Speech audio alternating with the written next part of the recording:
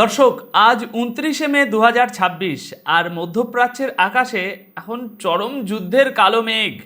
আজকের ভিডিওতে আপনারা দেখতে চলেছেন, একদিকে ইরান দাবি করছে তারা মার্কিন এয়ারক্রাফট গুলি করে নামিয়েছে, অন্যদিকে পর্দার আড়ালে আমেরিকা আর ইরানের মধ্যে চলছে একটা বিশাল এবং অত্যন্ত গোপনীয় চুক্তির প্রস্তুতি।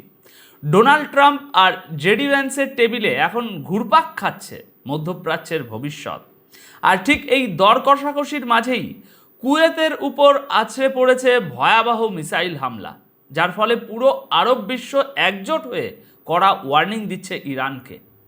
দর্শক, আজকে আমরা দেখব কেন আমেরিকা মুখে এক কথা বলে আর ভেতরে ভেতরে আর এক কাজ করে। চুক্তির নামে আসলে কাকে বোকা বানানোর চেষ্টা চলছে। তাই ভিডিও শেষ পর্যন্ত অবশ্যই খুব মনোযোগ দিয়ে সমস্ত তথ্য শুনবেন। দেখুন, পরিস্থিতি কতটা ঘোলাটে সেটা বুঝতে হলে প্রথমেই আজ 29শে মের সকালের খবরটার দিকে আমাদের তাকাতে হবে।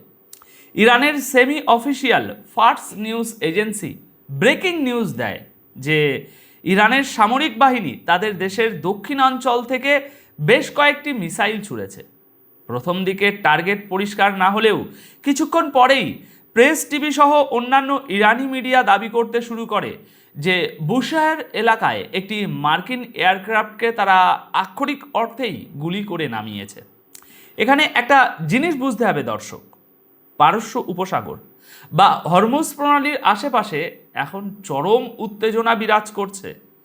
ওপর দিয়ে যুদ্ধবিরতির কথা বলা হলেও মাঠে ময়দানে বা সমুদ্রে মিলিটারি অ্যাক্টিভিটি কিন্তু একটুও কমেনি। ইরানের তাসনিম নিউজ এজেন্সি আবার বলছে, হরমুজ প্রণালীর আশেপাশে সমুদ্রে যে বিস্ফোরণ আর ফায়ারিংয়ের শব্দ শোনা গেছে সেটা মূলত বিদেশি জাহাজগুলোকে ওয়ার্নিং দেওয়ার জন্য করা হয়েছে। দেখুন, আসল ব্যাপারটা হলো ইরান এখন ক্রমাগত মিসাইল লঞ্চ, ড্রোন অ্যাক্টিভিটি আর মিলিটারি অ্যালার্টের মাধ্যমে পশ্চিমা বিশ্বকে একটা ক্লিয়ার মেসেজ দিচ্ছে যে তারা যে কোনো সরাসরি সংঘাতের জন্য পুরোপুরি প্রস্তুত। কিন্তু ইন্টারেস্টিং ব্যাপার কি জানেন? ব্যাপারটা হলো আমেরিকা এই দাবি পুরোপুরি উড়িয়ে দিয়েছে। ইউএস সেন্ট্রাল কমান্ড বিবৃতি দিয়ে বলেছে যে তাদের কোনো এয়ারক্রাফট ধ্বংসই হয়নি এবং আমেরিকার সমস্ত আকাশযান নাকি সম্পূর্ণ সুরক্ষিত আছে। এখন প্রশ্ন হলো, তাহলে কে সত্যি বলছে? দেখুন, জিওপলিটিক্সে অনেক সময় নিজেদের দুর্বলতা ঢাকতে বা নতুন করে কোনো ফ্রন্টে যুদ্ধ এড়াতে পরাশক্তিগুলো একরকম ড্যামেজ কন্ট্রোল করে থাকে, যা আমেরিকার ক্ষেত্রে খুবই স্বাভাবিক একটা কৌশল। তারা এই মুহূর্তে সরাসরি সংঘাতে জড়াতে চাইছে না বলেই হয়তো ঘটনাটাকে চেপে যাওয়ার চেষ্টা করছে। কিন্তু এই সামরিক উত্তেজনার আড়ালে আসলে চলছে অন্য এক কূটনৈতিক খেলা, আর সেটাই আজ 29শে মের সবচেয়ে বড় খবর।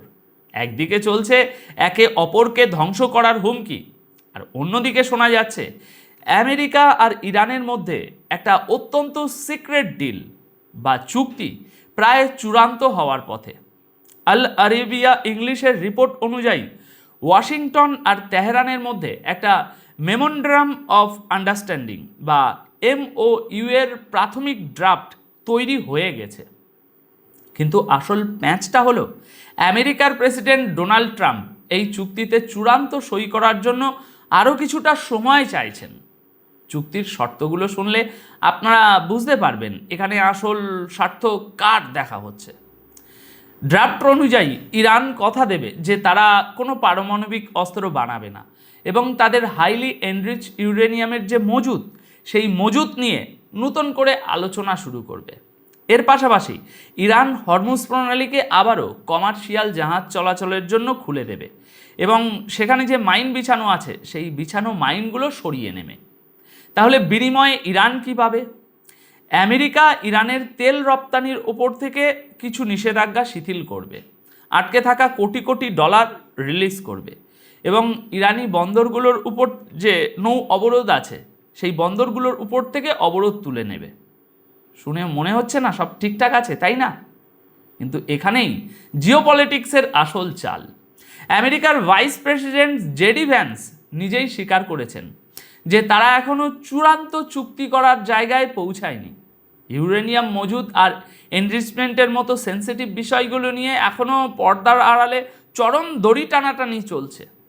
ভ্যান্সের মতে চুক্তির ভাষাগত কিছু বিষয় নিয়ে এখনও মতানৈক্য আছে এবং তিনি এখনই গ্যারেন্টি দিতে পারছেন না যে এই চুক্তিটা হয়েই যাবে।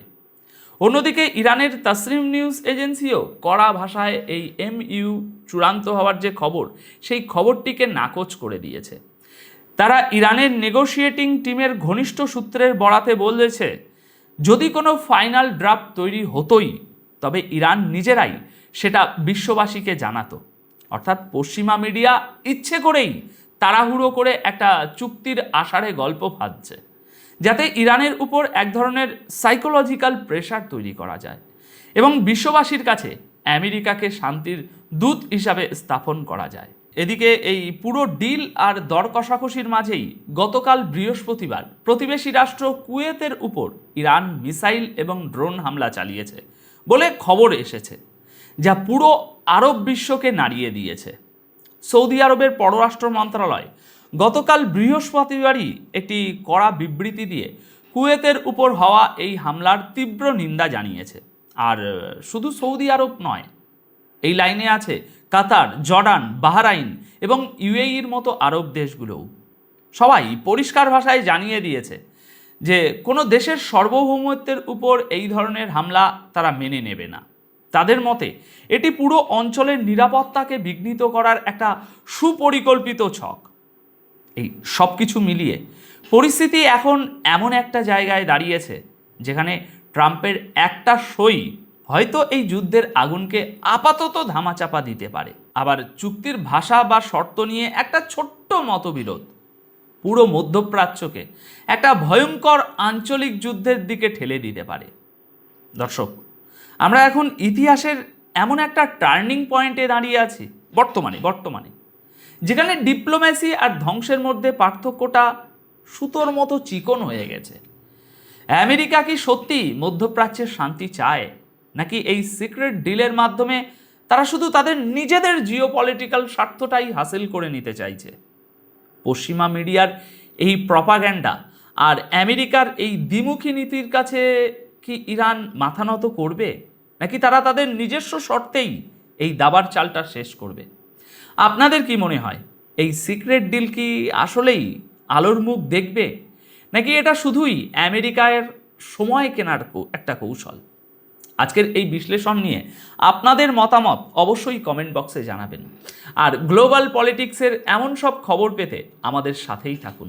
আজকের মতো তাহলে এখানেই বিদায় নিচ্ছি। দেখা হবে পরবর্তী ভিডিওতে নতুন কোনো বিশ্লেষণের সাথে। সবাই খুব ভালো থাকবেন, সুস্থ থাকবেন। ধন্যবাদ আপনাদের সকলকে।